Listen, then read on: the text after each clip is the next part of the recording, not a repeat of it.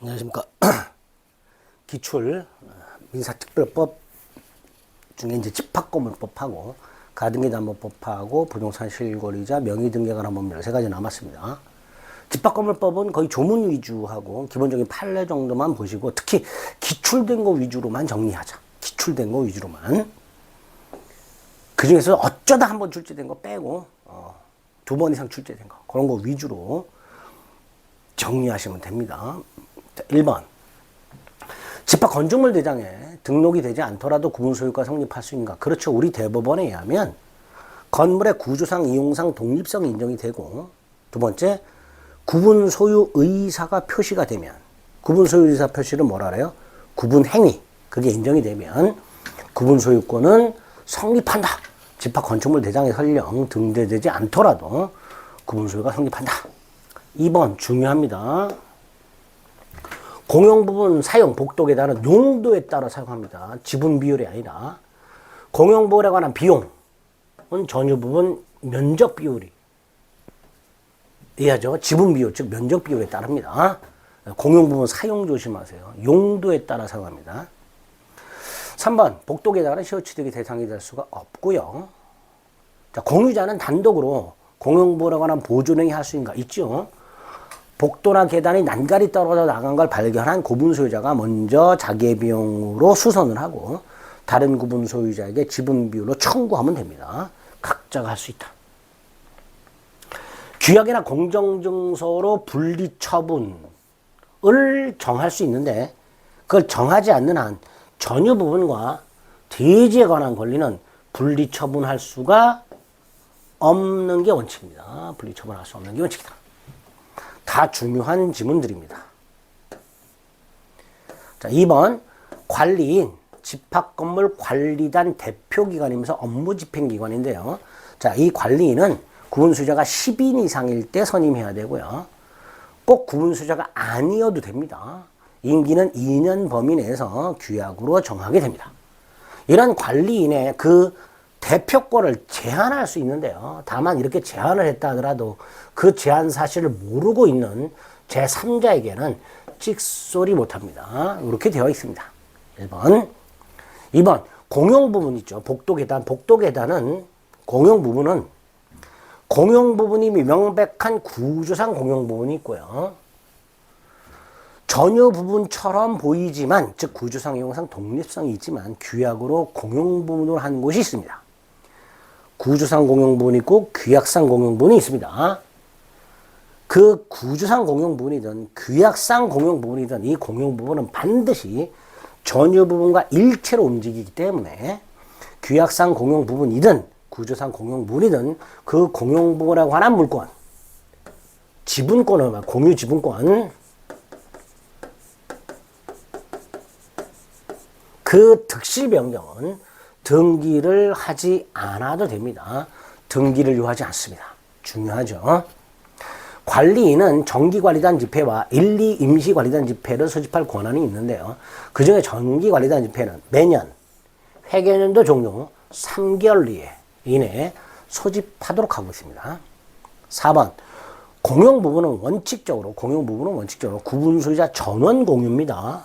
다만 일부 구분 소유자의 공용에 제공되는 게 명백한 경우에는 당연히 그 일부 구분 소유자의 공유가 되겠죠. 자, 5번. 공유자가 공용부분에 관하여 다른 공유자에 대하여 가지는 채권. 아까 말씀드린 대로 복도, 난간, 계단이 떨어져 나간 걸 발견한 갑이 자기 비용으로 수선을 하고 다른 구분 소유자에게 지분비로 청구할 수 있다고 그랬죠. 그게 이거죠. 공유자가 공용부분에 관하여 다른 공유자에 대해 가지는 채권. 수리비 채권 이거죠. 그 채권은 새로 이사온 소유자, 공유자 중 한 사람이 구분 소유자 한 사람이 그걸 안 주고 이사 갔어. 새로 소유자가 왔어. 그 사람에게도 행사할 수 있습니다. 3번 규약 및 관리단 집회 결의는 당연히 새로운 소유자에게도 효력이 있고요. 2번 또 나왔네요. 공용부분에 관한 물권의 득실 변경, 등기가 필요 있다 없다? 없다. 3번 관리인은 구분 소유자가 아니어도 관리인이 될 수 있습니다. 재건축 결의 구분 소유자의 5분의 4 이상 및 의결권의 5분의 4 이상 찬성이 필요하죠. 5번 재건축 결의가 있었어. 5번에서 찬성. 그러면 그 재건축 결의에 반대한 사람에게 다시 한번 재건축에 참가할지 여부를 서류로 한번 물어보도록 하고 있습니다. 반드시 서면으로. 근데 이거를 받은 사람이 법정기간 이 2달입니다. 2달. 2개월 내에 해답을 하지 않으면 재건축에 참가하겠다가 참가하지 않겠다. 참가하지 않겠다는 해답을 한 것으로 보게 됩니다. 이런 식으로 지문 하나하나를 자꾸 반복해서 머릿속에 넣어두시는 거예요. 집합건물법은. 자, 4번. 집합건물의 임차인도 관리인이 될 수 있죠. 관리인은 구분 소유자가 아니어도 될 수 있다고 그랬습니다. 관리인은. 재건축 결의 5분의 4 찬성 결의인데요. 꼭 모이지 않고요. 서면으로 결의할 수도 있습니다. 서면 결의. 재건축 결의할 때 관리단 집회를 소집하지 않고 서면으로 결의할 수도 있습니다. 3번. 전유 부분에 설정된 저당권 효력. 이건 저당권에서 봤죠. 어디에도 효력이 미쳐요. 대지 사용권에도 미치죠. 자, 4번. 관리단 집회 소집 절차라고 돼 있는데 이 소집 절차는 관리단 집회 소집일 일주일 전 소집 통지하는 걸 말합니다. 각 구분 소유자에게 관리단 집회 소집 통지하는 것을 소집 절차라고 해요. 근데 이 소집 절차를 생략하고 소집할 수 있는 경우가 있습니다. 전원동의가 있으면. 구분 소유자 전원동의가 있으면 소집 절차를 생략하고 소집할 수 있습니다. 자, 5번. 갑이 관리비를 연체한 상태에서 을에게 아파트를 팔았을 때 을이 갑이 체납한 관리비를 승계하는가에 문제가 있는데 이렇게 기억하세요. 갑이 체납한 관리비 두 부분으로 이루어져 있습니다. 전유 부분 체납 관리비와 공용 부분 체납 관리비가 있는데요. 공용 부분 체납 관리비만 승계합니다. 공용 부분 체납 관리비만 승계해요. 두 번째, 요 관리비 체납에 연체료가 붙는 게 있겠죠. 이 연체료는 승계되지 않습니다. 승계되지 않습니다. 그래서 결국 공용 부분 체납 관리비만 승계하니까 전유 부분이든 공용 부분이든 그 체납한 관리비에 대한 연체료 요거는 특별승계에게 승계되는 공용 부분 관리비에서 제외됩니다. 승계되지 않는다. 이런 뜻입니다. 5번. 전유 부분의 구분 소유권의 목적을 뭐라 그래요? 구분 소유권의 목적인 부분을 뭐라 그래요? 전유 부분이라고 합니다. 대지 사용권은 구분 소유자가 전유 부분을 소유하기 위해서 대지에 관한 권리를 말하죠. 소유권인 경우도 있고요. 지상권, 전세권도 됩니다. 임차권도 되고요. 보통 구분 소유자는 지분권을 갖게 됩니다. 3번. 구분 소유자 전원 동의로 소집된 관리단 집회니까 뭐예요? 통지하지 않고 소집한 거죠. 지난번 문제에서 구분 소유자 전원 동의가 있으면 소집 통지를 생략한 채 소집할 수 있다 그랬죠. 어떤 의미가 있냐면 소집 통지한 경우에는 소집 통지를 해서 소집한 경우에는 요 통지시에 통지한 것만 결의할 수 있어요. 통지할 때 이런 걸 결의할 거다라고 통지했어. 그것만 결의할 수가 있어요. 반면에 전원동의로 소집했다는 것은 소집 통지 자체를 하지 않은 거잖아요. 그러니까 통지되지 않은 사항 얼마든지 결의할 수 있는 거죠. 4번. 건물 시공자 또는 분양자가 하자에 대해서 담보 책임을 지는데 이 담보 책임을 언제부터 지느냐. 기산이 있어요. 담보 책임 존속기간이 10년짜리가 있고 1년짜리가 있어. 자, 그 중에 전유 부분에 대한 담보 책임 언제부터 기산을 하느냐. 사용 승인이 아니고요. 전유 부분을 인도한 날, 전유 부분을 구분 소유자에게 인도한 날부터 기산합니다. 전유 부분을 인도한 날부터 담보 책임의 존속 기간을 기산한다. 5번. 땅 위에 구분 소유권의 목적인 건물이 속하는 한 동의 건물이 있을 때 그 대지 공유자 당연히 원칙적으로 대지 분할 청구 못합니다. 대지 분할 청구에서 못 따서 먹으려고. 그죠? 분할 청구 못한다. 6번 집합건물이 및 관리가나 법률에 관한 설명으로 옳은 것은 공용부분 다시 나왔어요. 어떻게 사용한다고요? 용도에 따라. 전유부분 담보책임 존속기간 사용검사일이 아니라 전유부분 인도한 날로부터 기산합니다. 공용부분에 관한 물권의 득실 변경은 득실이 아닙니다. 득실입니다. 등기를 요하지 않습니다. 분양자 및 시공자. 분양자 및 시공자. 는 무슨 책임을 진다고요? 담보 책임을 집니다. 분양자 및 시공자는 담보 책임을 지게 됩니다. 옳은 건 꼴랑 하나네요. 기억 하나. 7번 구분 건물이 객관적 물리적으로 완성됐습니다. 객관적 물리적으로 완성됐다 플러스 구분 소유 의사가 있으면 구분 소유권이 성립한다 그랬죠. 그러니까 구분 건물이 객관적 물리적으로 완성됐고 따라서 구조상 이용상 독립성이 있다면 설령 그 건물이 집합건축물대장에 등록되지 않았다 하더라도 구분 소유권의 객체가 될 수 있다 없다? 있다라고 해야 되죠. 그죠? 앞의 문제에서 집합건축물대장에 설령 등록되지 않더라도 구분 소유가 성립할 수 있다고 그랬잖아요. 그 말은 집합건축물대장이 등록되지 않았다 하더라도 얼마든지 구분 소유권의 객체가 될 수 있다라는 뜻이죠. 기억 틀렸죠? 니은 집합건물 구분 소유권의 특별 승계인 아파트를 새로 산 사람, 그 구분 소유권을 다시 제3자에게 이전. 자, 갑에게 아파트가 있었는데 그걸 을에게 팔고 다시 병에게 팔았어. 자, 이럴 때 갑이 체납한 관리비 중 공용 부분 체납 관리비를 을이 승계하죠. 근데 을이 안 냈어. 병이 또 승계해요. 자, 이때 최종적으로 승계한 사람이 독박을 쓰는 게 아니고요. 얘네들이 중첩적으로 중첩적으로 인수하게 됩니다. 그러면 집합건물 구분 소유권의 특별 승계인이 그 구분 소유권을 다시 제3자에게 이전했다. 아파트가 갑에서 을로, 을에서 병으로 팔렸다라는 뜻이야. 이때 각 특별 승계인, 갑을 병은 또는 을병은 자신의 전 구분 소유자, 갑의 공용 부분에 관한 체납 관리비를 중첩적으로 지급할 책임이 있게 됩니다.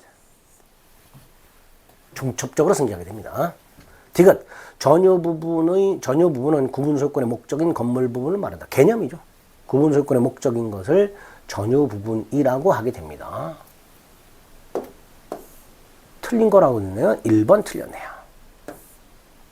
기억 틀렸네요. 8번 기억 관리단 집회의 결의나 다른 구분 소유자의 동의 없이 구분 소유자 1인이 복도 계단을 독점하고 있더라 다른 구분 소유자가 인도를 청구할 수는 없고 독점 사용 금지 청구.